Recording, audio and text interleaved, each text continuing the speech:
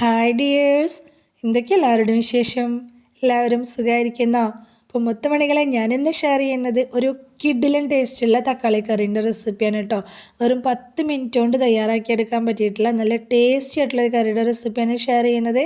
ചോറിൻ്റെ കൂടെ, ചപ്പാത്തിയുടെ കൂടെ, അപ്പത്തിൻ്റെ കൂടെ ഒക്കെ സൂപ്പർ ടേസ്റ്റിയാണ് കേട്ടോ. അപ്പോൾ വീഡിയോയിലേക്ക് പോകുന്നതിന് മുമ്പ് വീഡിയോ എല്ലാവരും ഒന്ന് സ്കിപ്പ് ചെയ്യാതെ മുഴുവനായിട്ട് കാണാൻ ശ്രമിക്കണേ. കണ്ടുകൊണ്ടിരിക്കുന്ന സമയത്ത് ഇഷ്ടമാണെന്നുണ്ടെങ്കിൽ മറക്കാതെ ലൈക്ക് ബട്ടൺ ഒന്ന് പ്രസ് ചെയ്ത് വെക്കണം കേട്ടോ. അപ്പോൾ നമുക്കിത് എങ്ങനെ ഉണ്ടാക്കുന്നത് നോക്കിയാലോ. അതിനായിട്ട് ഞാനിതപ്പോൾ ഇവിടെ 3 വലിയ തക്കാളിയാണ് എടുത്തിട്ടുള്ളത്. നല്ലോണം പഴുത്തിട്ടുള്ള നല്ല ചുവന്ന കളറുള്ള തക്കാളി നോക്കി എടുക്കണം കേട്ടോ. തക്കാളി കുറച്ച് വലിയ പീസാക്കി കട്ട് ചെയ്തെടുക്കുക. ഒരുപാട് അങ്ങ് കുഞ്ഞു കുഞ്ഞു പീസാക്കി കട്ട് ചെയ്തെടുക്കരുത്. ഞാനിപ്പോൾ ഇങ്ങനെയാണ് കട്ട് ചെയ്തിട്ടുള്ളത്. നീളനെ വേണമെങ്കിലും കട്ട് ചെയ്തെടുക്കുക. അപ്പോൾ നല്ലോണം വലുപ്പമുള്ള 3 തക്കാളിയാണ് കേട്ടോ എടുത്തിട്ടുള്ളത്. ഇനി ഇതിലേക്ക് ഉള്ളി എടുത്തിട്ടുള്ളത്, സവാള എടുക്കേണ്ടവർക്ക് ഒരു സവാള എടുക്കുക. ഞാനിപ്പോൾ സവാളയ്ക്ക് പകരം ചെറിയ ഉള്ളിയാണ് എടുത്തിട്ടുള്ളത്. ഒരു 10-20 അല്ലി ചെറിയ ഉള്ളി എടുത്തിട്ട് നീളനെ കട്ട് ചെയ്തിട്ടുള്ളതാണ്. പിന്നെ ഈ തക്കാളി കറിയിലേക്ക് പച്ചമുളകിൻ്റെ ആ എരിവ് നല്ലൊരു ടേസ്റ്റാണ് കേട്ടോ. അതുകൊണ്ട് തന്നെ 4 പച്ചമുളക് എടുത്തിട്ടുണ്ട്. ഇഞ്ചിയും വെളുത്തുള്ളിയും ചതച്ചിട്ടും പേസ്റ്റ് ആക്കിയിട്ടും എല്ലാം എടുക്കേണ്ടത്. ഇതുപോലെ തന്നെ നീളനെ കട്ട് ചെയ്തിട്ടാണ് എടുക്കേണ്ടത്. ഒരു ചെറിയ പീസ് ഇഞ്ചി, അതുപോലെ തന്നെ ഒരു 5-6 അല്ലി വെളുത്തുള്ളി നീളനെ കട്ട് ചെയ്തിട്ടുണ്ട്. പിന്നെ കുറച്ചധികം തന്നെ കറിവേപ്പില വേണം. പൊടികളായിട്ട് 1 ടേബിൾ സ്പൂൺ കാശ്മീരി മുളക് പൊടി, 1/4 ടീസ്പൂൺ വീതം മഞ്ഞൾപ്പൊടിയും മല്ലിപ്പൊടി എടുത്തിട്ടുണ്ട്.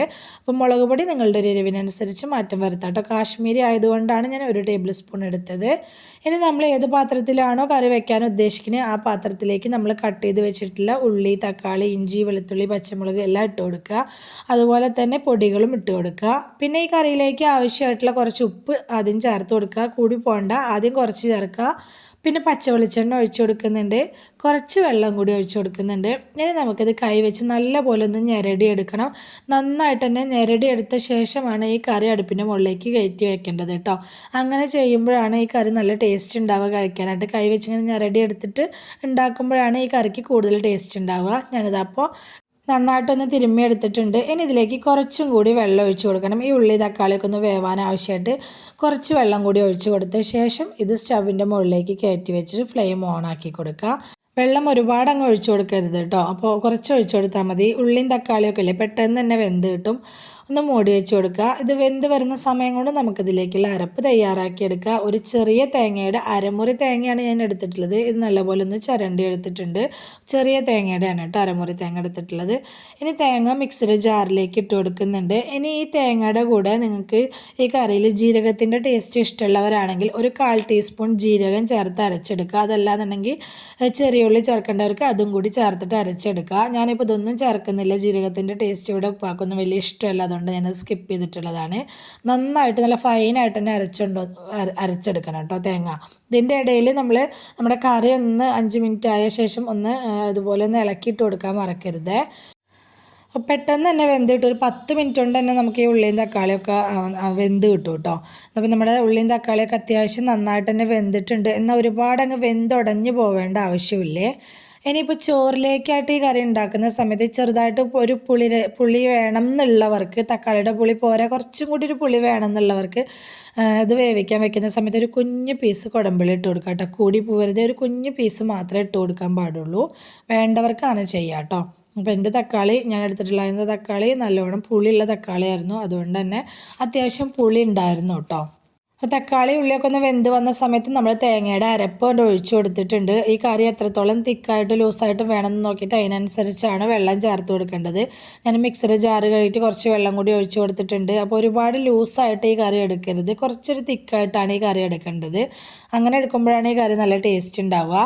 ഇനി ഇതിൽ നമ്മൾ വറുത്ത തേങ്ങയല്ല ചേർത്ത് കൊടുത്തിട്ടുള്ളത്, പച്ചത്തേങ്ങയാണ്. അതുകൊണ്ട് തന്നെ ഫ്ലെയിം നല്ലപോലെ കുറച്ച് വെക്കണം കേട്ടോ. ഈ സമയത്ത് കുറച്ച് ഉപ്പ് പോരാൻ തോന്നിയതുകൊണ്ട് ഉപ്പ് ചേർത്ത് കൊടുത്തിട്ടുണ്ട്. ഇനി ഫ്ലെയിം ഒന്നങ്ങ് കൂട്ടി വെച്ചിട്ട് കൈ എടുക്കാതെ നമ്മളിതൊന്ന് ഇളക്കി കൊടുക്കണം. ഇളക്കി കൊടുത്തിട്ട് ഈ കറി നല്ലപോലെ ഒന്നങ്ങ് ചൂടാക്കി എടുക്കണം.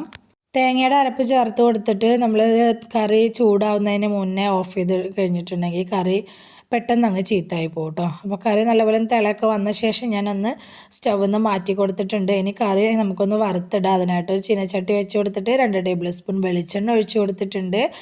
എണ്ണ ഒന്ന് ചൂടായി വന്ന സമയത്ത് കടുക് ഇട്ട് പൊട്ടിച്ചിട്ടുണ്ട്. പിന്നെ വറ്റൽമുളക് ഇട്ട് കൊടുത്തിട്ടുണ്ട്. മുളകൊന്ന് മൂത്ത് വരുന്ന സമയത്ത് ഞാൻ ഇതിലേക്ക് ഒരു 4-5 ചെറിയ ഉള്ളി കട്ട് ചെയ്തിട്ട് അതുകൂടി ചേർത്ത് കൊടുക്കുന്നുണ്ട്. ഇതുപോലെ ചെറിയ ഉള്ളി കട്ട് ചെയ്ത് ഇതുപോലെ കടുക് വറക്കുന്ന സമയത്ത് നമ്മൾ മൂപ്പിച്ച് കറിയിലേക്ക് ചേർക്കുന്ന സമയത്ത് കറിക്ക് നല്ലൊരു ടേസ്റ്റ് ഉണ്ടാവും കേട്ടോ. അപ്പോൾ കുറച്ച് കറിവേപ്പില കൂടി ചേർത്ത് കൊടുത്തിട്ടുണ്ട്. ഇനി ഈ ഉള്ളിയുടെ നിറം ഒന്ന് ലൈറ്റ് ഒരു ബ്രൗൺ കളർ ആവുന്നത് വരെ നമുക്കിതൊന്ന് വഴറ്റി കൊടുക്കാം. ഇതപ്പോൾ നമ്മുടെ ഉള്ളിയൊക്കെ ഒന്ന് ബ്രൗൺ കളറായിട്ടുണ്ട്. ഇനി ഒന്നുമില്ല, അത് നമ്മുടെ കറിയിലേക്ക് അങ്ങോട്ട് ഒഴിച്ചു കൊടുക്കുക. കറിയിലേക്ക് ഒഴിച്ചു കൊടുത്ത പാടെ ഇളക്കി കൊടുക്കരുത്. അപ്പം തന്നെ ആ ചൂടോടുകൂടി തന്നെ കറി അങ്ങ് മൂടി വെച്ച് കൊടുക്കണം കേട്ടോ. നമ്മൾ പിന്നെ ഈ കറി നമ്മൾ സെർവ് ചെയ്യുന്ന സമയത്ത് എടുക്കുന്ന സമയത്ത് ഒന്ന് ഇളക്കി യോജിപ്പിച്ച ശേഷം അങ്ങ് വിളമ്പിയാൽ മതി കേട്ടോ. അപ്പോൾ വളരെ സിമ്പിളായിട്ട് വളരെ ടേസ്റ്റി ആയിട്ട് വെറും 10 മിനിറ്റ് കൊണ്ട് തയ്യാറാക്കിയെടുക്കാൻ പറ്റിയിട്ടുള്ള നല്ലൊരു തക്കാളി കറിയുടെ റെസിപ്പിയാണ് ഷെയർ ചെയ്തിട്ടുള്ളത്. അപ്പത്തിൻ്റെ കൂടെ ആണെങ്കിലും ചപ്പാത്തിയുടെ കൂടെ ആണെങ്കിലും ചോറിൻ്റെ കൂടെ ആണെങ്കിലും ഒക്കെ സെറ്റാണ് കേട്ടോ ഈ കറി. മക്കൾക്ക് സ്കൂളിലേക്ക് ലഞ്ച് ബോക്സിലേക്ക് സൈഡായിട്ടൊക്കെ കൊടുത്തയക്കാനാണെങ്കിലും അടിപൊളിയാണ്. ഞാനിപ്പോൾ നല്ല ചൂട് ചോറിൻ്റെ കൂടെയാണ് കേട്ടോ അത് സെർവ് ചെയ്തിട്ടുള്ളത്. അപ്പോൾ നമ്മുടെ ഇന്നത്തെ തക്കാളി കറിയുടെ റെസിപ്പി എല്ലാവർക്കും ഇഷ്ടമായി എന്ന് വിചാരിക്കുകയാണ്. ഇഷ്ടമായിട്ടുണ്ടെങ്കിൽ സബ്സ്ക്രൈബ് ചെയ്യാത്ത കൂട്ടുകാരൊന്ന് സബ്സ്ക്രൈബ് ചെയ്ത് സപ്പോർട്ട് ചെയ്യണേ. അതുപോലെ തന്നെ ലൈക്ക് ചെയ്യണം, ഹൈപ്പ് ചെയ്യണം, നിങ്ങളുടെ അഭിപ്രായങ്ങളെല്ലാം കമൻ്റായിട്ട് പറയണം. റെസിപ്പി ഇഷ്ടമായിട്ടുണ്ടെങ്കിൽ അത് നിങ്ങൾക്ക് ഉപകാരപ്പെട്ടു എന്ന് തോന്നുന്നുണ്ടെങ്കിൽ നിങ്ങളുടെ ഫ്രണ്ട്സിനോ ഫാമിലിക്കോ ഒക്കെ ഒന്ന് ഷെയർ ചെയ്ത് കൊടുക്കുക കൂടി വേണേ. ഇതുവരെ കൂടെ നിന്ന് സപ്പോർട്ട് ചെയ്തിട്ടുള്ള എൻ്റെ എല്ലാ മുത്തുമണികൾക്കും ഒരുപാട് നന്ദി. എന്നാൽ ശരി, സിമ്പിൾ ആൻഡ് ടേസ്റ്റി റെസിപ്പിയുമായി ഞാൻ വീണ്ടും വരാം. ബൈ.